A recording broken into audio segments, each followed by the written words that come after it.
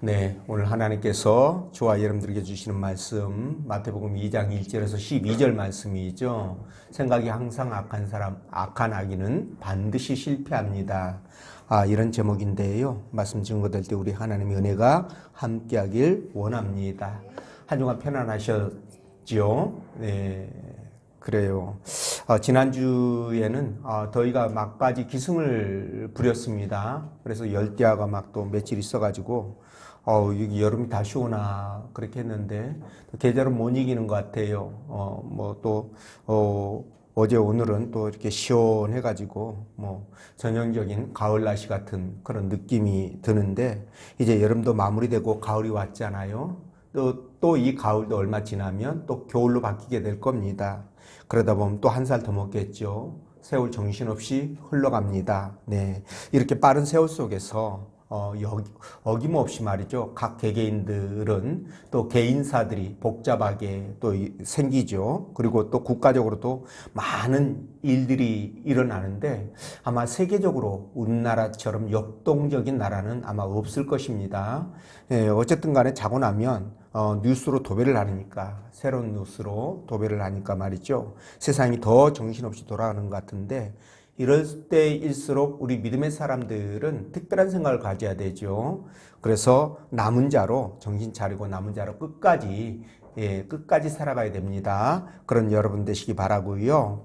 자, 오늘 하나님께서 본문 말씀을 통해서 다음과 같은 두 가지로 은혜를 주셨는데 그 첫째가 거짓과 이선은 사단과 그 졸개들의 가장 큰 특징입니다. 라는 것이고요. 두 번째가 악인의 계획은 반드시 실패합니다. 이런 제목인데, 자, 여러분, 그 세상을 구분하는 기준이 우리 믿음의 사람과 세상 사람들과 좀 다르죠. 우리 믿음의 사람들은 예수 그리스도를 믿느냐, 믿지 않느냐에 따라서 악인과 의인을 구분하지 않습니까? 그렇죠? 근데 세상 사람들은 윤리 도덕적인 관점에서 구분을 합니다. 그러니까 남에게 도움을 주거나 최소한 손해를 끼치려고 하지 않는 사람이거나 또는 배려하고 또 이해하고 그런 사람들 있잖아요. 이런 분들을 우리는 흔히 세상에서 우리가 아니라 세상에서 의인이라고 이렇게 얘기를 하죠. 그리고 이제 반대로 매사에 생각이 악하고 이기적이고 자기 중심적이어서 다른 사람을 배려하는 그런 마음도 없고요. 긍휼의 마음 이거 단 일도 없고 그죠? 오직 내게 이익이냐 손해만을 따져서 그렇게 행동하는 사람들 이런 사람들이 전형적인 악인이다 이렇게 보시면 됩니다. 근데 영적으로 보면 말이죠. 이 악인들은 정신세계를 장악하는 또 다른 존재가 있습니다. 그게 사단이죠. 그렇죠? 사단이고 그의 하수인인 악한 영들, 그 영들에 의하여 이 정신세계가 지배당하고 있다 보니까 그들의 생각도 역시 사단과 똑같고 악한 영들과 똑같을 수밖에 없다라는 거예요. 그래서 그들은 모질고 독하고 긍휼도 없고 그죠? 이해심도 공감하는 것도 그리고 소통하는 것도 없습니다. 예, 그러니까 굉장히 특이한 정신세계를 갖고 있다. 저는 그렇게 생각을 하는데요. 그래서 남의 말 잘 듣지 않죠. 굉장히 독선적이고 내로남불이고 또 인면수심의 후한무치에다가 하여간 안 좋은 것들은 다 가지고 있어요. 그래서 이런 악인들은 살아가는 삶 가운데서 절대 성공할 수가 없습니다, 여러분. 이 부분을 우리가 확실하게 알고 있어야 됩니다. 그렇기 때문에 우리는 어떤 일이 있어도 악인의 길이 아닌 하나님께서 인정하는 선한 길을 가야 된다는 거죠. 네. 그래서 이런 길을 따라 가면 하나님은 반드시 저와 여러분들에게 은혜를 주시고 복을 주시기 때문에 그 길을 가셔야 됩니다. 꼭 그 길을 가는 여러분 되시기 바라고요. 그럼 본문의 말씀을 따라가면서 악인들이 왜 악하며 악인들이 왜 성공하지 못하는가? 반드시 실패할 수밖에 없는 이유가 무엇인가? 그것에 대해서 우리 성령께서 들려주시는 하나님의 음성을 듣도록 하겠습니다. 자, 첫째로 거짓과 이선은 사단과 그 졸개들의 가장 큰 특징입니다. 라고 했는데 7절, 8절 말씀 함께 읽어봅니다. 시작.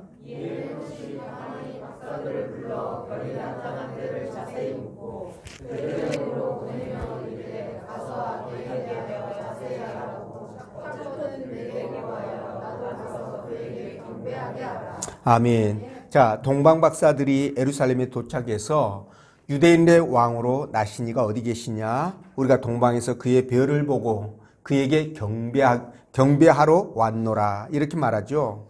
이 소식 때문에 예루살렘이 난리가 났습니다. 그래서 뭐 각자 이제 보는 이제 시각에 따라서 좀 다르겠지만 일반 백성들과 그리고 종교인들 그리고 이 헤롯 왕의 입장이 다 달랐을 것이다 라는 생각이 드는데, 근데 그 가운데서도 말이죠, 가장 긴장한 사람은 바로 헤롯 왕이었다라는 거예요. 왜 그가 긴장했느냐? 그는 유대인이 아닙니다. 말씀드린 것처럼 이방인이었던 이두메 사람이거든요. 그런데도 불구하고 로마에 아부를 해가지고 유대 왕으로 임명이 되었는데, 그렇지 않아도 드센 이 유대인들 말이죠. 비유 맞추느라고 정신이 없었는데 유대인들이 그토록 기다리던 유대인의 왕 메시아가 태어났다고 한다면 어떻게 되겠습니까? 가장 먼저 자기 이치가 불안해지겠죠. 그렇죠?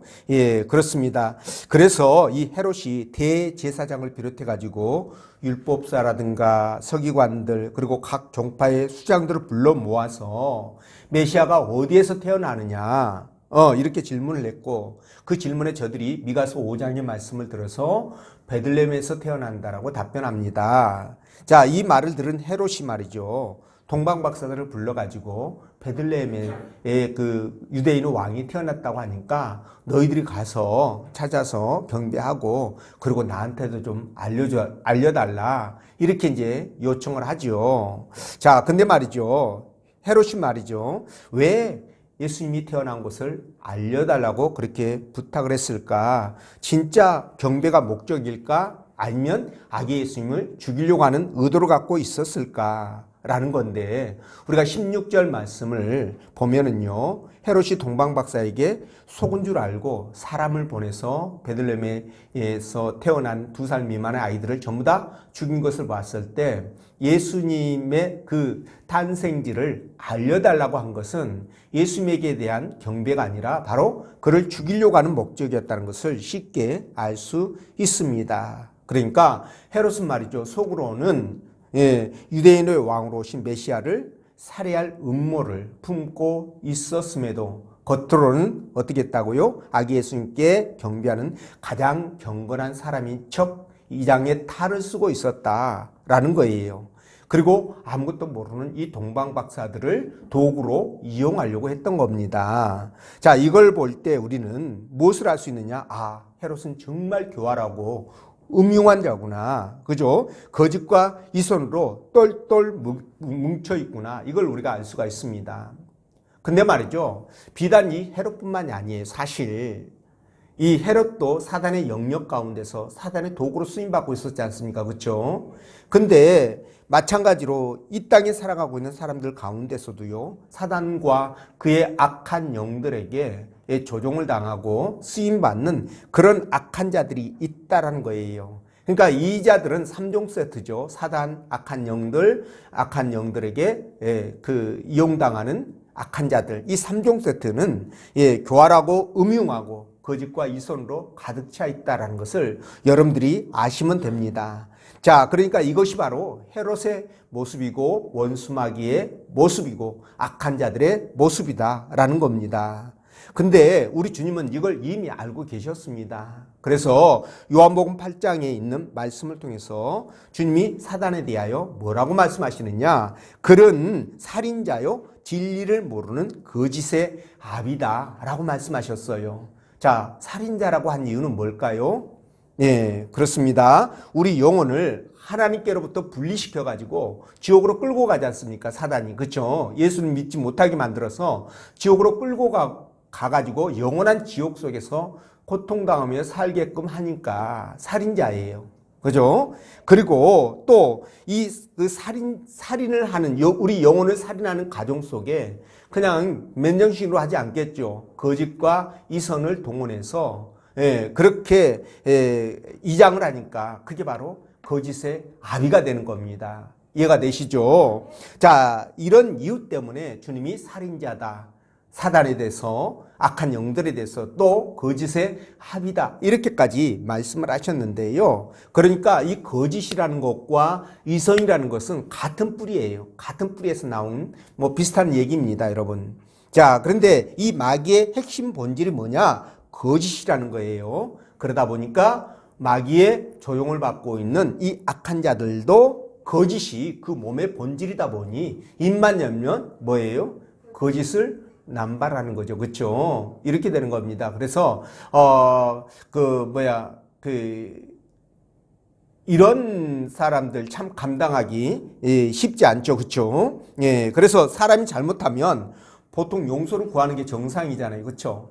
예수 믿는 사람들은 뭐 그 중에서 또 안 그런 분들도 이제 간혹 가다가 있습니다만은 대체적으로 신앙을 갖고 있는 분들은 잘못하면 잘못했다 시인하고 용서를 구합니다. 그런데 이런 악인들은 말이죠, 용서 구하지 않아요. 오히려 적반하장 내로남불. 그죠? 이게 뭐 몸에 체질에 배어 있습니다. 제가 이런 예를 한번 들어볼게요. 일테면 방 안에 사람이 죽어 있습니다. 칼에 찔려서 죽어 있고, 그리고 방에서 피 묻은 칼을 들고 한 사람이 나와서 급하게 황급히 도망을 갔다고 한다면, 여러분, 우리가 합리적인 추론에 의해서 그 사람이 범인이다, 이렇게 우리가 이야기할 수 있지 않습니까? 근데 그 범인은 뭐라고 그러냐? 악인에게는 난 절대 칼로 찌르지 않았다, 내가 찌른 거 봤어? 이렇게 이제 적반하장이라는 거죠. 그리고 당당해요. 이런 모습들을 보면 악인의 정신세계가 굉장히 독특하다는 것을 우리가 알 수 있습니다. 자, 우리나라 건국 이래로 흙을 백으로, 백을 흙으로 만들어버린 이 거짓과 선동이 정말 지금처럼 난무한 적이 없었습니다. 윤리 도덕이 땅에 떨어지고 가치관이 무너진 적도 없었습니다. 그런데 말이죠, 하나님이 계시기 때문에 이 모든 것들이 곧 정상으로 회복될 것이다, 저는 그렇게 생각하는데, 사단은요 자기를 광명의 천사로 가장한다고 말씀을 하시죠, 성경에서. 근데 이처럼 악인도 말이죠, 이 사단의 졸개답게 광명의 천사로, 아주 선한 사람으로 그렇게 이장을 잘 하기 때문에 우리 믿음의 사람들은 무엇이 필요하다? 분별력이 필요하다라는 거예요. 자, 헤롯 보십시오. 하나님의 이 구속사역을 막기 위해서 사단이 보낸 하수인 분명 맞습니다. 근데도 불구하고 이 헤롯은 정말 그 유대인들에게 거짓된 모습을 보이면서 진짜 지가 유대인의 왕처럼 그렇게 군림하려고 했던 사람이죠.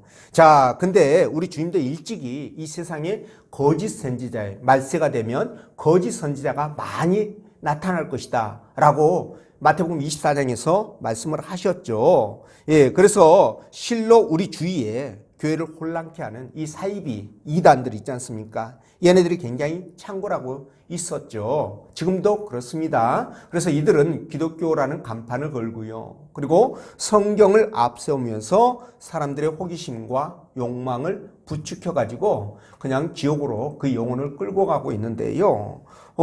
영적 분별력이 없는 사람들은 그렇다고 할지라도 여러분, 교회를 오래 다니면서 말씀을 많이 듣고 또 공부를 했던 사람들까지도 미혹당해가지고 그 영혼이 노략질 당하고 있다, 이런 모습 보면 굉장히 안타깝죠. 자, 여러분, 사도 바울이 3차 전도 여행을 마치고 이제 예루살렘으로 돌아가는 길에 그 에베소의 밑에 밀레도라는 곳이 있어요. 이곳에서 에베소 교회의 장로들을 다 불러 모읍니다. 그래가지고 이 장로들에게 무슨 말씀을 하시냐? 자, 교회 내가 떠나게 되면, 내가 떠나고 난 이후에 교회 안팎으로, 안과 밖으로, 안팎으로 에베소 교회를 해치는 무서운 대적들이 일어날 것이다, 이렇게 경고를 하셔요. 그러면서 교회 밖에서 들어온 자들을 흉악한 일이다, 이렇게 표현하시고, 내부에서 교회를 혼란에 빠뜨리는 자들을 어그러진 말을 하는 사람들, 이렇게 구분을 해서 말씀을 하셔요. 자, 그런데 이들이 교회를 큰 혼란에 빠뜨릴 것이라고 말씀한 것처럼 지금도 마찬가지예요. 그러니까 사도 바울이 이렇게 복음을 전했던 당시 이래로 지금까지 기독교 2000년 역사상 교회는 지속적으로 공격을 받고 있었고요. 그러나 그 가운데서도 교회가 깨어서 정말 복음을 전하면서 오늘 이곳까지, 이 자리까지 이렇게 오게 된 것입니다. 자, 그런데 말이죠. 교회 밖에서 공격하는 것들은 이제 교회 식구들이 이렇게 마음이 하나가 되어져서 그것을 잘 대처하면 크게 그렇게 데미지를 주지 않습니다. 근데 문제는 뭐냐? 교회 안에서 일어나는 그런 부분들이에요. 이런 것들, 그러니까 쉽게 말하면, 지금 현대적인 부분으로 말씀을 드리면, 교회 밖의 대적이라고 한다면, 이단을 포함해서 사회적으로 어떤 교회에 대한 부정적 이미지, 이런 것들이 대적이라고 볼 수 있겠습니다. 지금 현재로 보면, 우리나라를 기준해서 봤을 때. 그러면 내부적으로는 어떤 것일까라고 볼 때, 여러분, 내부적으로는요, 교인들의 갈등, 물론, 이게 이제 여기에 포함되는 거 맞습니다. 그런데 이것도 그렇지만, 신앙이 나태해져가지고, 안으로 내가 곪고 골마가지고 터지는지도 모르고, 그냥 무기력하게 신앙생활하고 있는 이런 부분들이다. 저는 그렇게 생각을 합니다. 그런다고 봤을 때 차라리 지지고 볶고 이런 것들은 나은 거 아니냐. 왜 그럴까요? 지지고 볶는 것은 일하는 과정 속에서 돌출되는 것들이거든요. 물론 이것들이 감정적인 충돌이 있어가지고 심하게 이게 문제가 커지게 되면 교회가 흔들릴 수 있기 때문에 이것도 굉장히 안 될 거지만, 그러나 나태고 게을러가지고 신앙이 너무나 무기력해져서 정말 움직이지 못하는, 비만 환자처럼 움직이지 못하는 이런 상태보다 오히려 나을 수 있겠다라는 생각을 해보는 거예요. 그러니까 굉장히 여러분 무기력하고 나태해져서 움직이지 못하는, 신앙이 처지고 처져서 그냥 밑바닥을 헤매고 있는 이런 모습들은 정말 안 될, 교회에서는 정말 사라져야 될 그런 부분들이다라는 거예요. 그래서 주님도 계시록 3장 15절 16절에서 뭐라고 말씀하시느냐? 내가 내 행위를 아노니 네가 차지도 아니하고 뜨겁지도 아니하도다. 내가 차든지 뜨겁든지 하기를 원하노라. 내가 이같이 미지근하여 뜨겁지도 차지도 않으면 내 입에서 너를 토해버릴 것이다 라고 말씀하십니다. 그러니까 이건 뭡니까? 중간에 없다 이거죠. 그냥 차가워져 가지고 완전히 지옥행 열차를 타던가, 아니면 뜨거워져서 진짜 하나님 앞에 큰 상급을 받고 축복을 받든가 둘 중 하나 택하라, 이 말씀입니다. 자, 그래서 교회는 내부의 적, 외부의 적 물론 있습니다. 근데 이것들이 그냥 일어난 것이 아니라 전부 다 그 이면을 보면 영적인 부분들이 담겨져 있죠. 사단과 악한 온수 마귀들의 작업이다, 이렇게 보면 됩니다. 얘네들은 어떻게 하든지 교회가 분란을 일으키고 무너지고 쪼개지고 부셔지는 것을 원하거든요. 그리고 그 안에 있는 그 공동체가 상처를 입고 서로 미워하고 서로 질투하고 시기하고 그렇게 해서 나눠지는 것을 원합니다. 근데 우리는 하나님께서 그것을 결코 우리에게 원치 않기 때문에 우리가 그런 악한 영들의 속임수에 말려가지고 그렇게 할 수는 없지 않습니까? 그렇죠? 그렇기 때문에 우리는 진짜 깨어 있어야 됩니다. 그래서 그런 것들을 볼 수 있는 영적인 통찰력을 가져야 되고요. 그리고 또 우리 신앙이 게으러지고 나태해지려고 하는 것들을 스스로 그것을 자정 기능을 발동시켜가지고 그것에 대해서 경계하고 우리가 그것을 대적해 나가야 된다는 거예요. 그래서 여러분 베드로전서 5장 8절에 그 유명한 말씀이죠. 뭐라고 말씀하십니까? 근신하라 깨어라. 너희 대적 마귀가 우는 사자처럼 두루다니면서 누구를 찾는다고요? 삼킬 자를 찾는다. 이렇게 말하고 있어요. 이게 지금 우리가 살아가는 이 세상이 영적 전쟁터라는 것을 극명하게 보여주는 말씀이에요.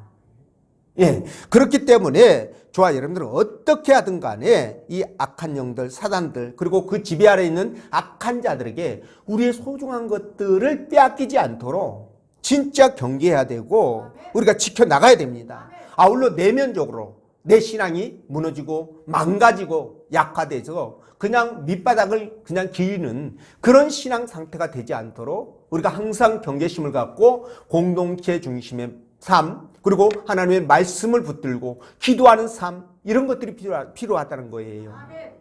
여러분 또 인정하시죠? 아멘. 그래서 여러분 우리가 사단의 괴계를 미리 알고요. 그렇게 우리가 깨어 있으면요, 악인이 거짓과 이선으로 우리에게 다가와서 우리의 귀한 것들을 뺏어갈 수 없어요. 그걸 우리가 통찰력을 갖고 그걸 분별해내기 때문에 절대 그렇게 못합니다. 그래서 정말 성령이 충만하고 은혜가 충만한 사람은요, 사기당하지 않습니다, 여러분. 사기당하면 물론 내 욕심이 가하면 사기당할 수 있지만 정상적인 상태라면 사기 안 당해요. 저도 우리 교회에서 사기당했다는 소리를 들어본 것 같지 않아요, 지금까지. 그러니까 여러분들이 굉장히 신실하게 신앙생활 잘하고 계신다, 그 뜻이겠죠. 자, 근데 여러분, 이런 부분에 대해서 우리가 왜 악인들의 그 곤모술수나 거짓이나 이선을 깨닫지 못할까? 사단이 역사하고 악한 영들이 붙잡고 역사한다는 것을 우리가 왜 미처 깨닫지 못할까? 그 이유는 간단합니다. 우리 영혼이 잠자고 있는 거예요. 또 이 사단이 또는 악인들이 교묘하게 거짓말과 이선으로 접근해 오기 때문에 그걸 잘 분별을 못하기 때문에 그런 겁니다. 그래서 우리가 경각심을 갖고요, 경각심을 갖고 깨어 기도하면서 말씀을 말씀으로 무장을 해야 되는 겁니다. 이럴 때 여러분, 사단은 절대 우리에게 접근하지 못하죠. 악인들이 함부로 못합니다. 그러니까 우리는 그들에 대해서 거친 싸움을 할 준비가 되어 있어야 된다는 거죠. 이걸 통해서 우리는 신앙을 지키게 되고 또 하나님께 영광도 돌리게 되고 그리고 우리 형제들도 지켜나갈 수 있는 거예요. 그런 여러분 되시기 바라고요. 자, 두 번째, 악인의 계획은 반드시 실패한다. 자, 12절 말씀 우리 함께 읽어봅니다. 시작.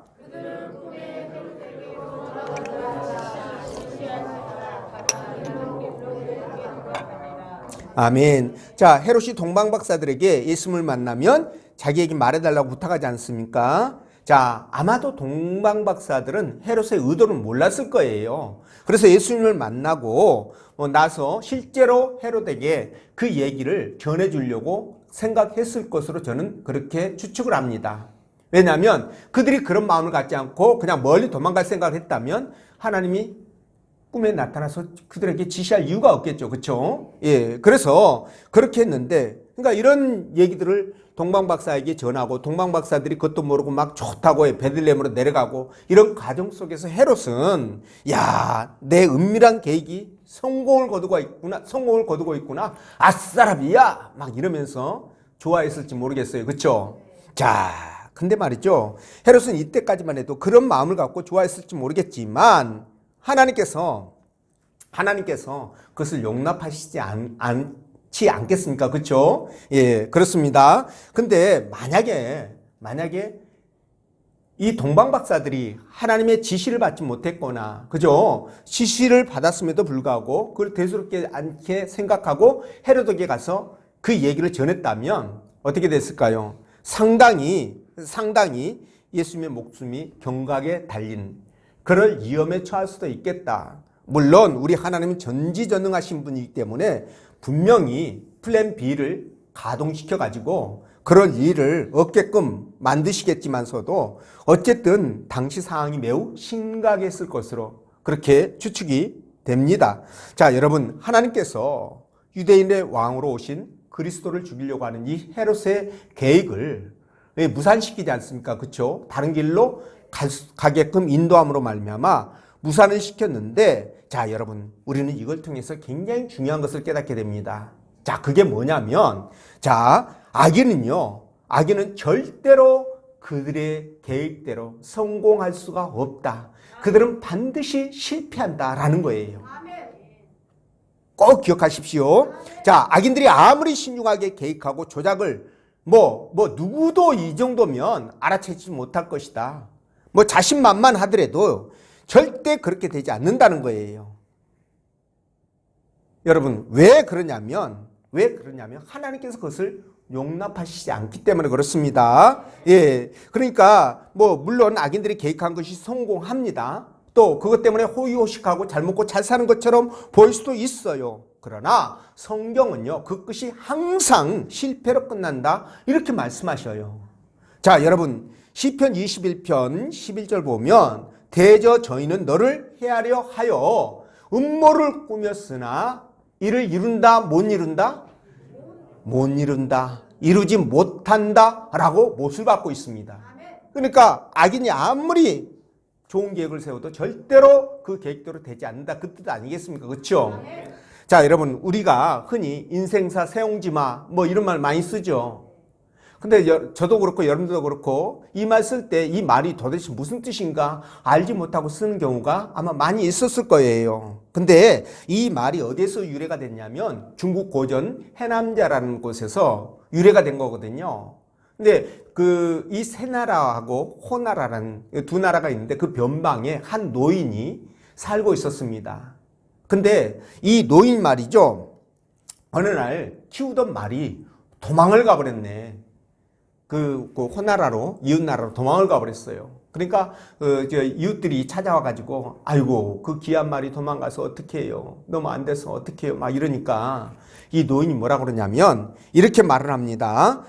인생 100가지 일에 속단할 수 없다. 인생 100가지 일에 속단할 수 없다. 이 말인즉슨 이 뜻이에요. 인생 끝까지 가봐야 합니다. 이 말이에요. 예, 이렇게 얘기를 했다고 합니다. 자, 그런데 말이죠. 어느 날 보니까 이 도망갔던 말이 가가지고 아주 준마, 아주 뛰어난 아주 좋은 말을 한 필도 데리고 들어왔네. 분명히 얘가 암 것이고 따라온 놈이 아마 쑥 것일 것 같아요. 그쵸? 예. 데리고 왔어. 그러니까 또 이웃 사람들이 몰려와가지고 막 기뻐하면서 좋아하면서 아이고 정말 복 받았다고 또 그랬을 거 아니에요. 그러니까 이 노인이 뭐라고 얘기했을까요? 인생 끝까지 가봐야 합니다. 이렇게 얘기를 했어요. 자, 이제 그런 과정 속에 여러분 이제 이 아들이 말이죠. 이 노인의 아들이 그 말을 타려고 하다가 말에서 이제 떨어져 가지고요. 말 타고 놀다가 떨어져 가지고 다리를 다쳐서 절름발이가 됐습니다. 그러니까 쉽게 말하면 장애인이 된 거예요. 자, 이렇게 되니까 주변 사람들이 또 와가지고 노인한테 아이고 어쩌면 좋아요. 좋은 인생인 줄 알았더니 호사다 말하고 또 어쩌고 저쩌고 막 이랬을 거 아니에요. 그러니까 노인이 또 뭐라고 그럴까요? 그렇죠. 인생 끝까지 가봐야 합니다. 이렇게 또 얘기를 한 거예요. 그런데 말이죠. 그런 과정 속에 어느 날 또 이제 시간이 흐른 다음에 이제 그 두 나라가 전쟁이 붙었습니다. 그래가지고 전쟁 붙으니까 어떻게 해요? 마을 사람들도 다 징집하지 않겠어요, 남자들. 근데 이 아들이 지금 다리를 못 쓰니까 전쟁터에 끌려갔을까요? 안 끌려갔을까요? 안 끌려갔습니다. 근데 전쟁터에 끌려갔던 마을 사람들은 다 그 젊은 사람 다 죽었어요. 근데 오로지 그 아들만 살아남은 겁니다. 그러니까 또 그 중에서 속 없는 일부 이제 사람이 와서 아유 우리는 이렇게 그랬는데 그래도 이 집은 아들 그래도 다리는 그랬지만 살아남아서 아유 참 좋겠습니다 막 이렇게 했을 거 아니에요. 노인 뭐라고 그랬을게요? 그렇습니다. 인생 끝까지 가봐야 합니다. 이렇게 또 얘기를 했대네요. 여기에서 바로 세옹지마라는 말이 나오게 됩니다. 자, 그러니까 이 말이 무슨 뜻이냐? 악인들이 말이죠. 근데 우리 의인들은 해당 사항이 아니에요. 왜 사항이 여기 세옹지마에 해당이 안 되느냐면 저와 여러분들은 하나님 나라 백성 아닙니까? 그렇죠? 근데 하나님 나라 백성은 하나님께서 책임지시거든요. 그래서 우리를 이 세상 살아갈 때 그분이 도우시고 인도하심으로 말미암아 이 세옹지마가 해당되지 않는 거예요. 마치 손 없는 날, 손 있는 날 이사하는 것처럼 믿지 않는 사람들은 그거 귀신 무서워가지고 손 없는 날, 귀신 없는 날 이사하잖아요. 근데 우리는 귀신이 뭡니까? 아무것도 아니죠. 그러니까 오히려 귀신 있는 날 이사하면 비용이 싸니까 그날 이사하는 거예요. 손 있는 날. 그와 똑같은 거예요. 그러니까 세옹지마라는 것도 믿는 저와 여러분들에게 해당 사항이 아니에요. 근데 믿지 않는 세상 사람들에게는 해당되죠. 악인에게는 해당됩니다. 그러니까 악인들이 아무리 악한 방법으로 재산을 모으고 명예를 쌓고 별짓을 다 해도 결국 끝에 가면 어떻게 된다고요? 그렇습니다. 아까 얘기했던 것처럼 인생 끝까지 가봐야 아는 거예요, 여러분. 악인에게 해당되는 겁니다. 그러니까 악인의 부함을 여러분 부러워하면 된다, 안 된다? 안 된다라는 겁니다. 이해가 되시죠? 자, 그래서 악인의 삶을 이 땅으로만 한정한다면 악인이 잘 먹고 잘 사니까 부러울 수도 있어요. 근데 그 끝이 어디라고요? 지옥입니다. 그렇기 때문에 그들은 전혀 부러움의 대상이 아니에요. 이해가 되시죠? 예, 지옥에서 당할 영원한 고통을 생각한다면 악인의 형통은 오히려 그들의 죄를 더 확고하게 만들어주는 올무가 될 뿐이라는 겁니다. 차라리 못 먹고 못 사는 것이 낫지. 악인으로 살다가 그렇게 지옥 가면 어떡하냐는 거예요. 또 악인들이 이 땅에 살아가는 과정 속에 여러분 악한 방법으로 재산을 모았는데 여러분 그 재산이 온전하게 그들 것이 될까요? 저는 그런 생각하지 않습니다. 그리고 악한 방법으로 모았는데 그 마음이 편할까요? 저는 아무리 악인이라 할지라도 그래도 일말의 양심이 있다면 그 마음속의 죄책감 때문에 괴로울 거다. 저는 그렇게 생각합니다. 자, 그래서 그들의 재산이 오히려 올무가 될 수 있다라는 거예요. 근데 여러분 여기서 말이죠. 자, 여기서 악인들이 왜 반드시 꼭 실패할 수밖에 없는가? 그들은 왜 망할 수밖에 없는가? 그 이유를 말씀하시는데 그게 뭐냐? 바로 악을 미워하시는 하나님께서 너무나 전능하시기 때문에 그렇다는 겁니다. 이해가 되시는지 모르겠지만 자, 제가 설명을 해볼게요. 자, 인간은 말이죠. 저와 여러분들은 진짜 실수투성이에요. 그러다 보니까 모르고도 지나가고 알면서도 이해관계 때문에 지나가고 그러다 보니까 구멍이 생기죠. 그래서 악인들이 성공할 수 있고 잘 살 수 있고 잘 될 수 있습니다. 근데 여러분 우리 하나님이 어떤 분이셔요? 하나님은 진짜 모든 면에서 완벽하신 분이잖아요. 전지전능하신 분이잖아요. 실수가 없으신 분이잖아요. 그러니까 미워하는 그 악인들이 빠져나갈 구멍이 있어요 없어요? 없습니다. 그러니까 반드시 악인은 끝까지 추적해서 그 하나까지 지옥에 있다 할지라도 잡아다가 어떻게 한다? 반드시 책임을 묻게 되는 거죠. 그분이 전능하시기 때문에 가능해요. 우리는 불완전하기 때문에 실수하니까 빠져나가죠. 잘 사는 놈도 있고 그중에 그죠? 그렇기 때문에 악인이 결코 성공할 수 없다라는 거예요. 여러분 하나님은요 이 헤롯이 예수님을 죽이려고 동방박사들을 불려서 살짝 물어보는 거 아셨을까요? 몰랐을까요? 아셨죠. 근데 어떻게 헤롯의 계획이 성공할 수 있겠습니까? 이건 불가능한 겁니다, 여러분. 하나님이 아시면 불가능한 거예요. 근데 여러분 이 세상에 하나님이 모르시는 게 있을까요? 없어요. 없습니다. 하나님은 말씀드린 것처럼 전지전능하시고 여러분 그분이 존재하지 않는 곳이 없어요. 무소부지하십니다. 그런데 어떻게 그런 하나님 앞에서 악인이 술수를 쓸 수 있겠습니까? 그리고 그분은 우리의 심령, 우리의 마음 모든 것을 감찰하시고 예측이 가능하신 분이에요. 저도 모르고 여러분들도 모르는 여러분 일이나 저의 일에 관해서도 하나님은 다 알고 계신다는 거죠. 그런 분 앞에서 어떻게 장난칠 수가 있겠습니까? 악인이 어떻게 악한 계획을 세우고 실행에 옮길 수가 있겠습니까? 하나님께서 악인을 인정하시고 악인을 좋아하고 사랑한다면 그들의 계획이 100% 성공하겠지요. 근데 악인을 미워하시잖아요, 하나님이. 악인을 정말 미워하시잖아요. 그런 하나님 앞에서 그들의 계획은 결코 성공할 수가 없다라는 겁니다.